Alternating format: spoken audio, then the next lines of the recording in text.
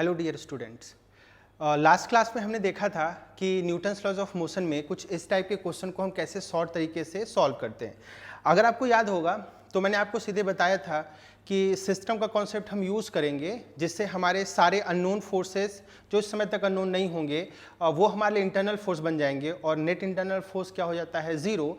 इस तरीके से हम सीधे एक्सेलरेशन को सॉल्व कर सकते हैं और एक बार अगर एक्सेलरेशन सॉल्व हो जाए तो हम फिर क्या कर लेते हैं, बाकी के जो पैरामीटर्स हैं, चाहे कोई और अननोन फोर्स है या कई सारे फोर्सेस हैं, उनको हम सॉल्व कर लेते हैं।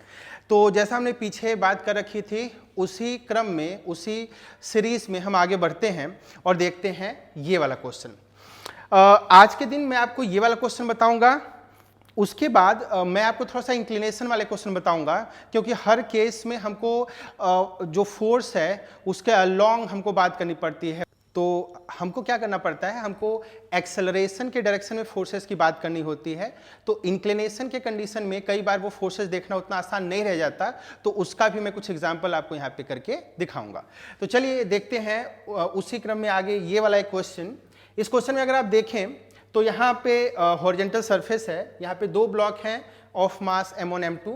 ये दो स्मूथ पुलिस आपको दिख रही हैं जिससे एक थ्रेड M1 को M2 से कनेक्ट कर रहा है।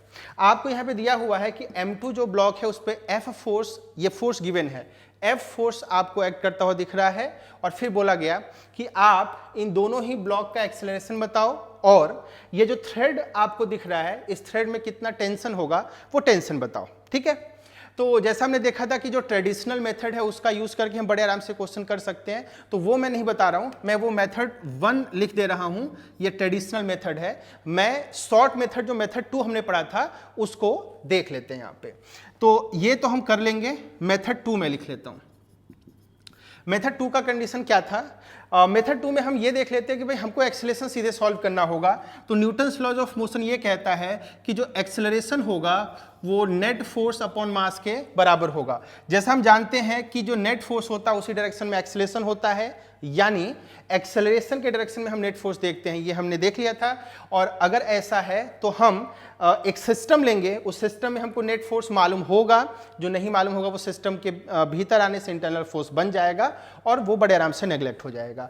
बाकी जो सिस्टम का मास होगा उसको हम उससे डिवाइड कर लेते हैं। तो देखते हैं यहाँ पे अगर हम ब्लॉक को देखें तो हमारे लिए M2 ब्लॉक का इस तरफ मोशन होगा, M1 ब्लॉक का इस तरफ मोशन होगा। और अगर हम यहाँ पे देखें तो चूंकि दोनों के दोनों ब्लॉक एक थ्रेड से कनेक्टेड हैं, इसलिए यहाँ पे दोनों ब्लॉक का जो मोशन होगा वो एक साथ होगा, सेम एक्सेलरेशन होगा, क्योंकि यहाँ पे दोनों ब्लॉक का जो मोशन है वो है मोशन ऑफ कनेक्टेड बॉडीज।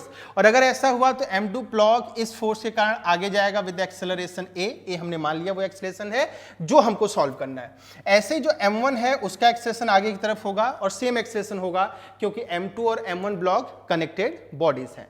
अगर ऐसा हुआ तो हम क्या करेंगे, हम केवल एक्सेलरेशन के डायरेक्शन में ही फोर्सेस को देख लेते हैं कि कौन कौन से फोर्स एक्ट करते हैं। ऐसा नहीं कि केवल वही फोर्स होंगे, फोर्सेस और भी होंगे, पर उनको पूछा नहीं गया है तो उनको सॉल्व भी नहीं करेंगे। तो अगर इस M2 ब्लॉक पे देखें तो यहाँ पे ये टेंशन जो कि मोशन के ऑपोजिट डायरेक्शन में लग रहा है पर एक्सेलरेशन के अलोंग है। ऐसे अगर हम M1 की बात करें तो यहाँ पे टेंशन आपको दिख रहा होगा T। बाकी और भी फोर्सेस हैं, जैसे यहाँ पे नॉर्मल रिएक्शन इसका वेट, यहाँ पे नॉर्मल रिएक्शन इसका वेट, पर वो पूछा नहीं गया तो हम उसको यहाँ पे ड्रॉ भी नहीं करते। अब अगर आप देखें तो फोर्सेस में F तो दिया हुआ है, बाकी T अननोन है। और अगर T अननोन है तो या तो इसको सॉल्व करके F एक्सटर्नल लिखें, लेकिन यही तो मुद्दा है, यही तो हमारे क्वेश्चन को लॉन्ग बनाने का तरीका बन जाता है। हम उसको सॉर्ट करेंगे तो उसमें क्या करेंगे, हम इस T को इंटरनल फोर्स बनाएंगे। उसके लिए जहां जहां आपको T दिख रहा है उसको लेते हैं और सिस्टम बना लेते हैं ऐसे कि ये फोर्स कैसा हो जाए, ये फोर्स हो जाए इंटरनल। तो हमारे देखिए अगर यहाँ पे तो हमने एक सिस्टम बना लिया। अगर इस सिस्टम में ध्यान से देखें तो M2 ब्लॉक आता है, M1 ब्लॉक आता है, पूरा का पूरा थ्रेड आता है और ये जो दोनों पुलिस हैं वो भी आपको आते हुए दिख रहे होंगे। क्योंकि टेंशन हमारे लिए कैसा फोर्स हो गया, अब इंटरनल फोर्स, इसलिए इसका सम हो गया 0। नेट फोर्स के नाम पे हमारे सिस्टम पे कितना फोर्स लगा है, केवल और केवल F, तो नेट फोर्स कितना हुआ F। और अगर हम सिस्टम की मास की बात करें तो केवल M1 M2 ही वो है जिनका मास है, इसलिए total mass of the system हुआ M1 प्लस M2। और अगर ऐसा है तो हमको सीधे एक्सेलरेशन मिल गया और वो कितना आ गया, F upon M1 plus M2। तो इस तरीके से हमने क्या बता दिया एक्सेलरेशन। अब हमको चाहिए टेंशन। टेंशन बताने के लिए हम कोई भी एफबीडी को कंसीडर कर लेते हैं। अभी देखिए मैं यहाँ पे अगर कंसीडर करूंगा तो मुझको f माइनस टी की बात करनी पड़ेगी, कैलकुलेशन करना पड़ेगा, सॉल्व करना पड़ेगा। इससे अच्छा हम कहाँ यहाँ पे क्यों ना चले जाएं, क्योंकि यहाँ पे अगर हम जाएंगे तो एक ही फोर्स है, बड़े आराम से सॉल्व हो जाएगा। तो लगाते हैं यहाँ पे न्यूटन का सेकेंड लॉ, वो कहता है फोर्स दैट इज टी, ये किसके बराबर होगा, m इंटू ए। तो मास इसका कितना है, m1। और एक्सेलरेशन की बात करें तो हमने पहले से ही सॉल्व कर रखा है, वो सीधे वैल्यू लिख लेंगे, that will be f upon m1 plus m2। इस तरीके से हमको टेंशन दिख रहा है कि सॉल्व हो गया, हमारा एक्सेलरेशन जो था वो सॉल्व हो गया, और इस तरीके से हमने इस क्वेश्चन को सॉल्व कर लिया। क्लियर। तो ये जो हमारा शॉर्टकट है उसमें हम सिस्टम का कॉन्सेप्ट यूज करते हैं, इंटरनल फोर्स का कॉन्सेप्ट यूज करते हैं, और बस एक लाइन में, ये सब हमको कुछ लिखना नहीं पड़ेगा। देखिए सीधे हमने आंसर देख लिया, यानी हम जो भी ऑप्शन होगा उसको सीधे टिक कर पाएंगे। और आप देखेंगे कि ये वाला कॉन्सेप्ट उतना ही ज्यादा इफेक्टिव होता जाएगा जितना ही आपके क्वेश्चन का टफनेस लेवल बढ़ता जाएगा ना। तो अभी हम सीख लेते हैं कि इसको कैसे अप्लाई करें, फिर और भी बड़े क्वेश्चन में इसको अप्लाई करके देख लेंगे।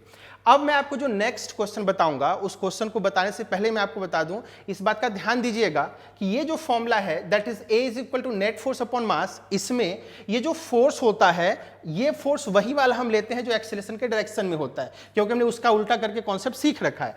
तो नेट फोर्स लेते समय हमको बहुत सारे फालतू वाले फोर्स को नहीं देखना है, केवल वही फोर्स देखना है नेट फोर्स में सिस्टम के लिए जो एक्सेलरेशन के डायरेक्शन में है। ठीक है। तो अब हम इंक्लाइंड वाला कुछ क्वेश्चन देखते हैं और वहां पे सीखते हैं कि इस कॉन्सेप्ट को हम कैसे यूज करते हैं। ठीक है।